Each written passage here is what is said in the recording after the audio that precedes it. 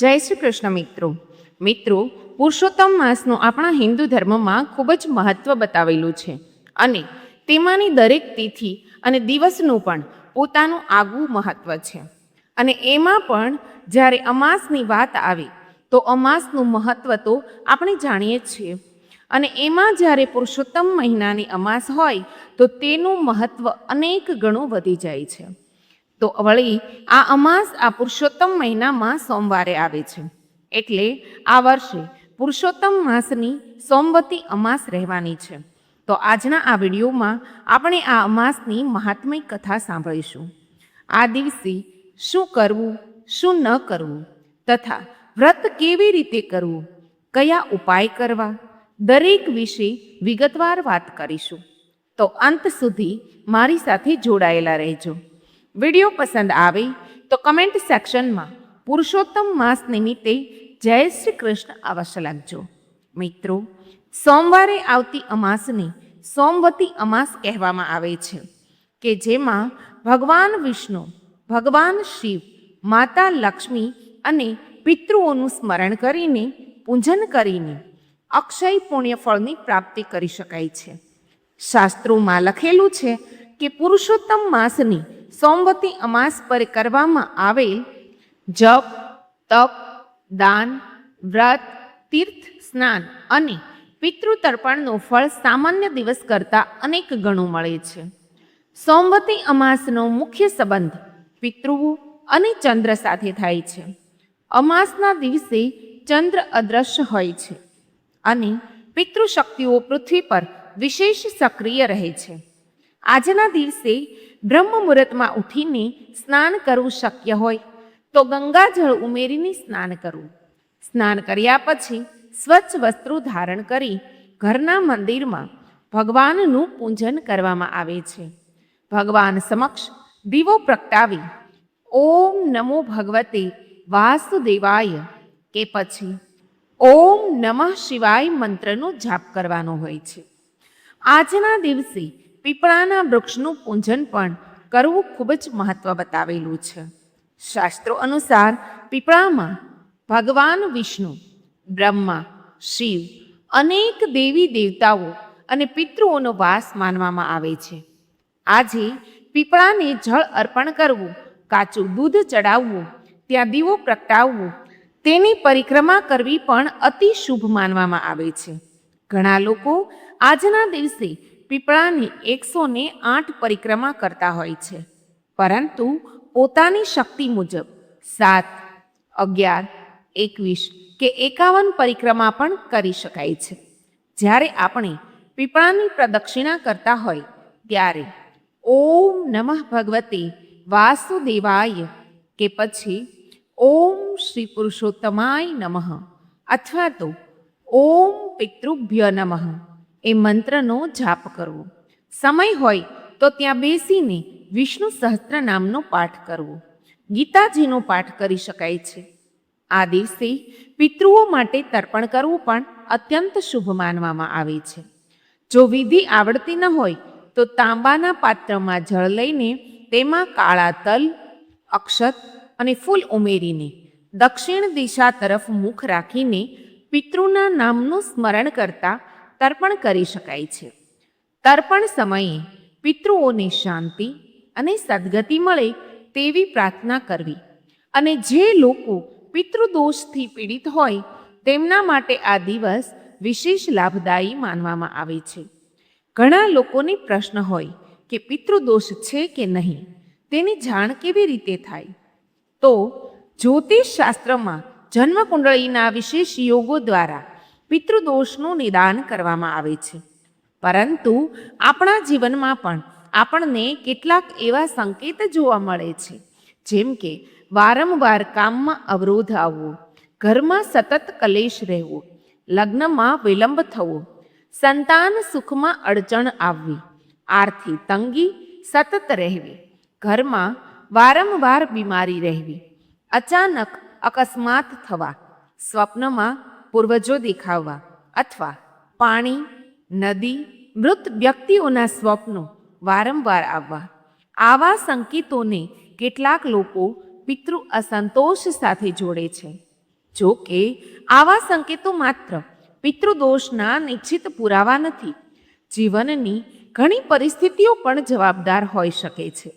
પરંતુ છતાં પણ જ્યારે આપણે આવા સંકેત દેખાય છે ત્યારે આપણે પિતૃઓને પ્રસન્ન કરવા ઉપાય કરી લેવા જોઈએ, કે જેમાં આપ કાળા તલ સાથે જળનું તર્પણ કરવું, ગાયને રોટલી ખવડાવવી, કાગડાને ખવડાવવું, કૂતરાને રોટલી ખવડાવવી, જરૂરિયાતમંદ લોકોને, ગરીબ લોકોને ભોજન કરાવવું, સાધુ સંતોને જમાડવા, સુપાત્ર બ્રાહ્મણોને દક્ષિણા આપવી અને દાન કરવું.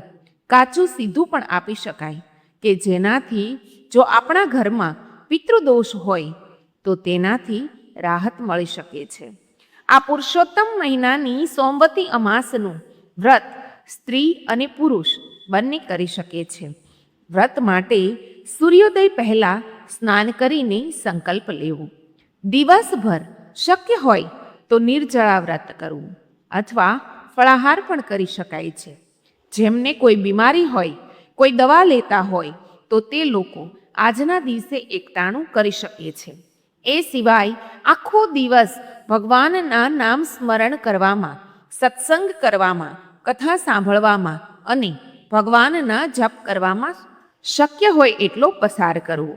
સાંજે દીપદાન કરી ભગવાન વિષ્ણુ અને શિવજીની આરતી કરવી અને બીજા દિવસે વ્રતનું પારણું કરવું.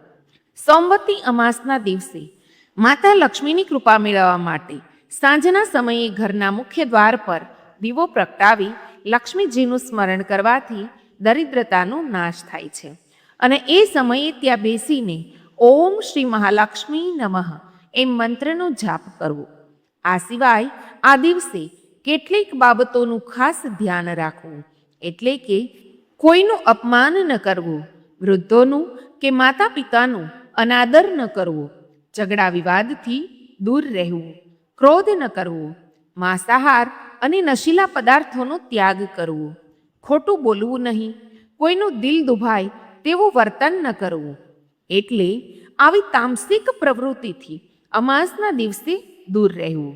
આ દિવસે ભગવાન વિષ્ણુની પૂજા કરીએ છીએ ત્યારે તેમાં પીળા ફૂલ, તુલસીદળ, પંચામૃત અને ફળ અર્પણ કરવા. ભગવાનને જે પ્રસાદ ધરાવીએ તેમાં પણ તુલસી પત્ર મૂકવાના.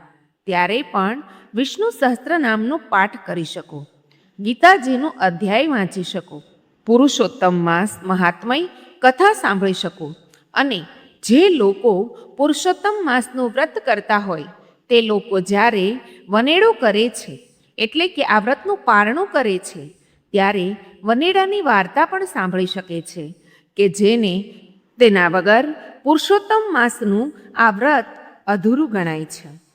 જો કોઈ વ્યક્તિ જીવનમાં સતત અવરોધો, દેવું, માનસિક અશાંતિ અને પારિવારિક સમસ્યાઓથી પીડિત હોય તો આ દિવસે ભગવાન વિષ્ણુના ચરણોમાં પ્રાર્થના કરી પોતાની ભૂલો માટે ક્ષમા માગવી જોઈએ. સાથે સાથે પૂર્વજોના આશીર્વાદ માટે પ્રાર્થના કરવી જોઈએ, કેમ કે શ્રદ્ધા અને ભક્તિથી કરાયેલ પ્રાર્થના હંમેશા કલ્યાણકારી માનવામાં આવે છે. જો પિતૃના આશીર્વાદ મેળવવા હોય તો ઘણા લોકો આજે સૂર્યાસ્ત સમયે પાણીયારે પિતૃઓ માટે દીવો પણ કરતા હોય છે.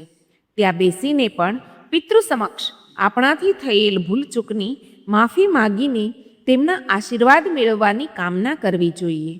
આજે સાંજે દીપદાનનું પણ વિશેષ મહત્વ છે. તે પછી મંદિરોમાં કરો, પીપળાના વૃક્ષ નીચે કરો, તુલસીના ક્યારે કરો કે પછી કોઈ પવિત્ર નદીમાં કરો. તેનાથી પણ પિતૃઓને શાંતિ મળે છે. એટલે આવી રીતે આ પુરુષોત્તમ મહિનાની સોમવતી અમાસ એ આપણા જીવનમાં પિતૃકૃપા અને ભગવાનની વિશેષ કૃપા મેળવવાનો દુર્લભ દિવસ છે. આ દિવસે કરાયેલ સ્નાન, જપ, તપ, દાન, વ્રત, તર્પણ, પીપળા પૂજન, તુલસી પૂજન, ભગવાન વિષ્ણુ અને શિવની આરાધના એ પણ આપણા જીવનમાં સુખ શાંતિ અને સમૃદ્ધિ લાવનારી છે. તેથી આ પવિત્ર દિવસે શ્રદ્ધાપૂર્વક ધર્મ કર્મ કરીને ભગવાન પુરુષોત્તમ અને પોતાના પિતૃની કૃપા પ્રાપ્ત કરવાનો પ્રયત્ન કરીએ. યથાશક્તિ દાન પુણ્ય કરીએ, સેવા કરીએ, ધાર્મિક કાર્યો કરીએ, જેટલું પણ થાય એટલું કરીએ, પરંતુ કોઈનું ખરાબ ન કરીએ. કેમ કે જેવી રીતે અમાસના દિવસે કરેલા સારા કાર્યોનું વિશેષ ફળ મળે છે, અનેક ગણું ફળ મળે છે, તેવી જ રીતે આજના દિવસે કરેલા ખરાબ કર્મોનું પણ અનેક ગણું ફળ મળે છે. એટલે આ વાતનું ખાસ ધ્યાન રાખવું. તો મિત્રો, આજના આ વિડીયોમાં આપણે પુરુષોત્તમ મહિનાની સોમવતી અમાસના દિવસે શું કરવું, શું ન કરવું, તથા આ દિવસનું મહાત્મ્ય જાણ્યું, તથા આ દિવસે કયા ઉપાય કરવા તે પણ જાણ્યું. તો આશા છે કે હવે આપ સૌ લોકોને આ માહિતી મળી ગઈ હશે. જો આ વિડીયોમાંથી તમને કંઈ નવું જાણવા મળ્યું હોય તો વિડીયોને લાઈક કરી તમારા મિત્રોને મોકલી, અમારી ચેનલમાં નવા હોય તો સબસ્ક્રાઈબ કરવાનું ભૂલતા નહીં, જેથી આવનારા આવા જ અવનવા વિડીયો આપને સૌને મળતા રહે. તો આ સાથે હવે મને રજા આપો. મળીશું ફરીથી એક નવા વિડીયોમાં. ત્યાં સુધી આપ સૌ લોકોને અમારી ચેનલ વ્રત સાધનાના જય શ્રી કૃષ્ણ. ધન્યવાદ. મારી સાથે અંત સુધી જોડાઈ રહેવા બદલ, મને સાંભળવા બદલ આપ સૌ લોકોનો ખૂબ ખૂબ આભાર. જય શ્રી કૃષ્ણ. રાધે રાધે.